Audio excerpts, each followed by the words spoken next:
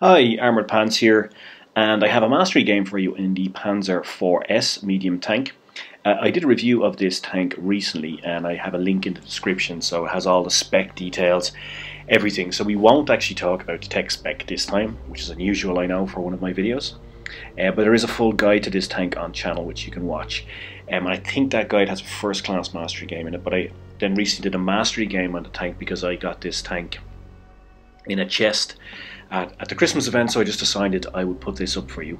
And we could talk a bit more about map tactics than we normally do, and this map is Castilla, so we'll have a look at the decision making there and how I choose to use this medium tank to get the best out of its positioning and out of its gun, which is something remarkable. So first thing I do is I check the setup, where to go. I'm lower tier in this, and I'm checking what the opposition have. And I think that if we go to A, I might be outgunned, so I decide to go to B. Now, there's another reason for that, because usually players don't go to B, they usually go to A or C, so B is usually quite often left open in this map. The other thing is that I have this brilliant 75mm gun with a 4.4 second reload. That is really accurate, I can do lots of damage, great DPM. So I know that their heavies are probably going to push on to C, and I can open up fantastic fields of fire from B, across to C, across onto the hill on the other side, and I can really do some damage if I get to that position early. So put on the afterburners, get there, I'm capturing B. It's a Supremacy game, it's all about capturing bases, so I'm capturing B. As I thought, nobody else has come to B, so I'm getting more or less a free capture. Now I see their Panzer IV-S is there, I see their Arl is there, so I know I should be relatively safe to snipe from here. So I'm just going to roll back and forward. I'm just going to use this fields of fire I've opened up, and I'm going to put in a lot of damage. We're already one tank down, but I'm not concerned about that. I've opened up really great field of fire. I'm damaging one of their tier 7s, I'm putting a lot of damage into him. As you can see, we are now just over 1 minute 20 seconds into the game. We've removed their Arl, put a lot of damage into the Black Prince. Now I'm assessing what I'm doing. If you've watched the medium tank guide, I've told you that the medium tank is really the CPU of the team, process the information as the game unfolds. So therefore I decide to relocate, to move. I know that they have captured A, so therefore they may be coming to flank us. So I know now that we need to clear off this flank as quickly as possible. So I'm going to support my heavies. I'm going to use my really good gun to clear those guys as much as possible. We are now a tank down, but I believe that by me moving now I can actually really help my team clear this. Now I have a really strong turret. I have the turret of a Panther on the Panzer IV body, which makes this medium not so maneuverable, not so agile, but it means it has a very good turret, which is a tough target. And I'm just going to use the rate of fire of this, and I'm just pumping out, using the adrenaline, pumping out rounds, and we clear 2 of their tanks. I take 1 round for that trouble, but I'm not worried about that. I'm more than happy to do that. I've conserved my hit points. I also know that this 25-2 is probably not the most experienced player, because he is in a tank destroyer position in a medium tank, which is not really a very good thing to do, and he's not really supporting his team. He doesn't have the armor or the gun for it, and then he's cleared. And now we've turned the situation around, we're down to a 4v3. Now I'd like you to watch this. I'm going to come up on this full health Bulldog, and in 21 seconds we are going to clear this guy. And this is just the power of getting into the right positions when you've got a good, accurate gun. And I'm just pumping rounds into this guy.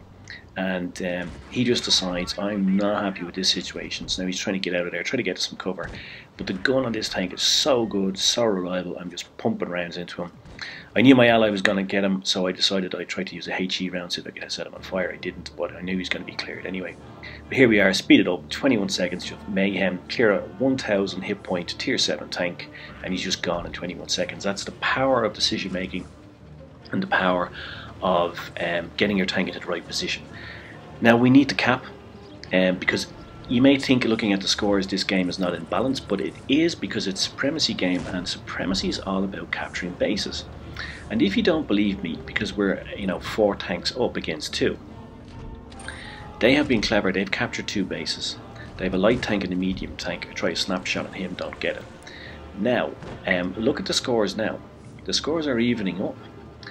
They've got 2 bases against our 1, and by the time that I capture B now, the scores are almost even. So if we look here, but if you're wondering why I drove into that building, it's because I was looking at the mini map and I wasn't really paying attention to where I was going. So there you go. Sorry about that. But now I'm going to cap. Now look at the scores now. Just freeze frame it here. Scores are almost even, and that's why it's so important to cap. And a lot of inexperienced players, or players who don't play Supremacy so often, when we got to 4v2 up, would not have capped C, but actually would have just gone after them. They have quite mobile, fast tanks. We may not have caught them, and we probably would have lost this game. You can see now, even after capping B, the scores are almost identical. So this is the danger when you play Supremacy. Supremacy is all about bases, and I'm sure you've experienced, particularly if you're not a bit of an inexperienced player, I'm sure you've experienced playing Supremacy when you've been several tanks up and still lost the game. And it's because the guys you're playing against understand Supremacy, and the guys you're playing with perhaps don't so well. So you need to cap bases, and sometimes you need to cap them instead of going after the tanks that remain, because especially if they're like this MT-25, you may not catch them, and he may run around the map, capture some bases, and even though you're 2, 3 or sometimes even 4 tanks up, you may lose. And that's why it's so important, and a key lesson to take from this game. Also, one of the reasons I get the Mastery badge in this game is because I captured the bases. I actually captured 3 bases, B twice and C. And there we go. Now we clear it up. And we cleared it up mainly because we were able to force them in trying to capture bases. And we forced them to try to come to C to get that. But if we hadn't captured C, they could have just been on the run for the rest of the game. So there's the Mastery badge. It's 3.3k damage, which is not bad for a tier 6, especially when you're a tier 7 game. And I would say that I was quite happy with that damage. But the day I did this game, there was a guy set the world record for damage in the Panzer IV-S of 5.2k. And he was also in an up-tiered game, which is quite phenomenal.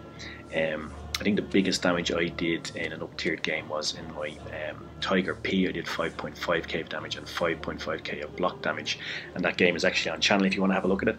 But 5.2k of damage in a tier 6 when you're up-tiered is really phenomenal, and fair play to that guy, well-deserved world record. The Mastery badge in this was delivered not just for the high caliber and the damage done, but also of course because of the base captures. They give you significant XP, which contributes towards the Mastery badges. And as we always say, Mastery badges, and you can see here it's 1.4k of XP, are delivered by XP, not necessarily by damage. So I hope you enjoyed it. I hope it gave you a few bits of information and food for thought on the Castilla map. Thanks for watching. Cheers, Mush. And I guess all I have to say is pants off.